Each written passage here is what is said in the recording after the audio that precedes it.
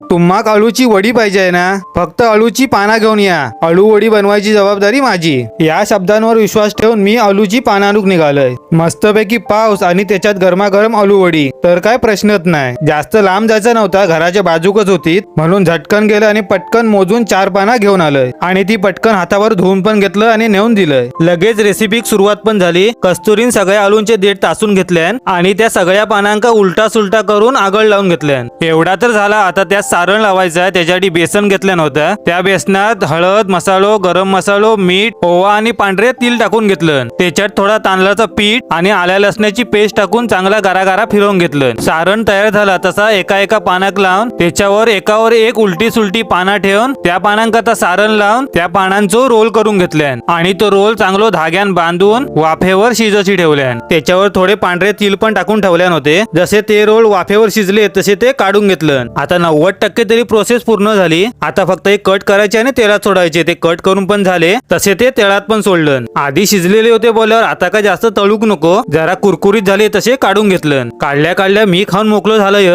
आता बघतो ह्याच्यातले किती वाटणे घेतात ते.